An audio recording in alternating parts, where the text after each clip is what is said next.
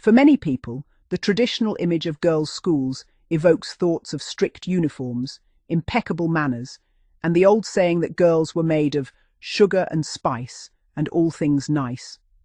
However, surviving school punishment books paint a far more complex picture. These official records reveal that girls, like boys, were disciplined for a surprisingly wide range of offences, from relatively minor acts of disobedience to serious challenges to school authority. The offences recorded in these punishment books included leaving school without permission, general disobedience, rudeness, truancy, forging letters from parents, throwing stones, defacing school property, hiding another pupil's belongings, impatience, and even the remarkable offence of striking the headmistress.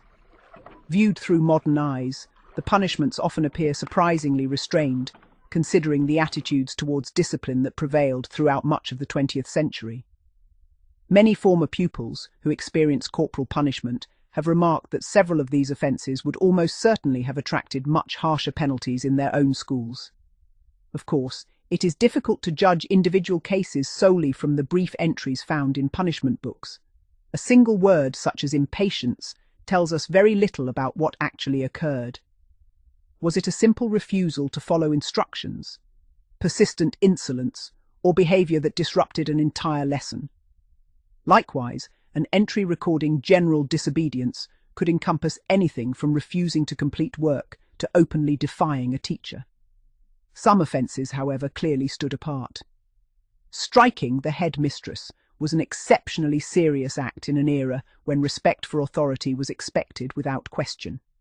In many schools, such behaviour could have resulted not only in a severe corporal punishment, but potentially suspension or expulsion. The offence of forging a letter from parents also featured regularly in punishment books. This was often regarded as more serious than the original wrongdoing it attempted to conceal. A pupil who forged a note to excuse an absence might well receive a heavier punishment for the deception than for the truancy itself. Former pupils have recalled cases where forged parental letters resulted in 6 strokes of the cane, while the unauthorised absence would likely have attracted a considerably lighter punishment had it simply been admitted.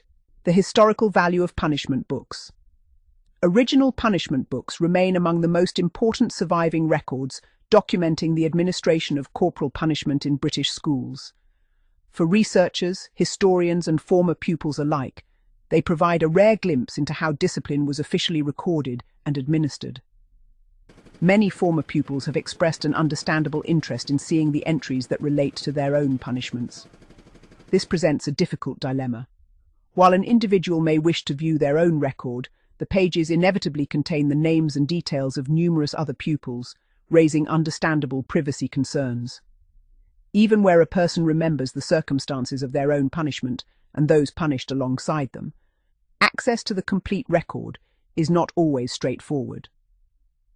Some former members of staff who witnessed punishments during their careers may still have some knowledge of where these books were stored or what ultimately became of them after schools closed or merged.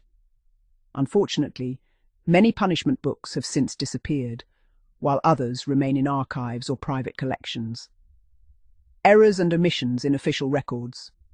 Although punishment books are valuable historical documents, they should not automatically be regarded as complete or perfectly accurate records. There are documented cases where corporal punishments were administered but never entered into the official punishment book. Whether through oversight, administrative convenience, or deliberate omission, these missing entries suggest that surviving records almost certainly understate the true number of punishments administered. If such omissions occurred regularly across hundreds or even thousands of schools over several decades, the cumulative effect could amount to many hundreds, perhaps even thousands, of corporal punishments that were never officially recorded. Researchers therefore need to treat punishment books as important primary sources, while recognizing that they represent only the documented portion of a much larger historical picture. School inspectors and their role. Many punishment books contain the initials or signatures of managers, clerks, or school inspectors, indicating that the records were periodically examined as part of official inspections. Exactly how detailed these inspections were remains open to debate. In some cases, inspectors may simply have confirmed that punishments were being properly recorded in accordance with educational regulations before initialing the register. In others, they may have examined the entries more closely and commented on patterns of discipline within the school. Interesting questions remain unanswered. If an unusual punishment had been recorded, or equally, if essential details had been omitted, would an inspector have queried the entry? One example concerns a pupil named Clara Teal, whose punishment record noted that she refused to hold out her hand and instead had to bend over to receive her punishment. Curiously, the number of strokes administered was omitted from the official entry. Whether this omission was ever questioned during inspection remains unknown. Another intriguing question concerns the implements themselves. Did inspectors examine the school canes or straps to ensure they complied with local education authority regulations, or was their attention focused solely on the written records? Documentary evidence on this aspect of inspections remains limited. Discoveries of original punishment books. Original punishment books occasionally emerge in private collections or at auction, offering historians fresh opportunities to study school discipline. One notable example surfaced in recent years when a punishment book from a technical school for boys, covering the years 1945 to 1960, appeared for sale. The volume attracted considerable interest from collectors, before eventually selling for 143s. What made this particular register especially unusual was that it recorded 3 different implements of corporal punishment. Alongside the number of strokes administered, the entries specified whether punishment had been carried out using a cane, a leather strap, or rubber tubing. The inclusion of rubber tubing is particularly striking. Unlike the cane and leather strap, rubber tubing is not generally regarded as an officially authorized instrument in British schools, making its appearance in an official punishment register rather unexpected. One page also carried the stamp of the local education authority. Although initially difficult to identify, the stamp was later recognised as belonging to Barrow-in-Furness. At the time, Barrow formed part of the detached northern section of Lancashire, separated geographically from the rest of the county by Westmoreland. Lancashire had a long-established preference for the leather strap rather than the cane, a tradition that extended to many schools educating both boys and girls.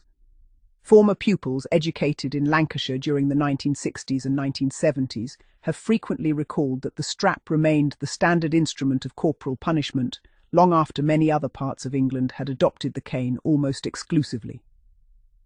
England and Scotland, different record-keeping traditions. While most schools in England were required to maintain formal punishment books recording corporal punishment, no comparable universal requirement existed in Scotland. As a result, Scottish researchers often rely more heavily on school logbooks, education authority records, and personal recollections when reconstructing disciplinary practices.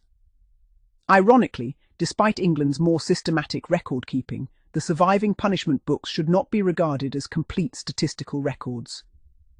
Evidence that some punishments were never entered suggests that even where official documentation existed, it failed to capture every instance of corporal punishment administered. Consequently, punishment books remain invaluable historical documents, but they should be viewed as one important source among many.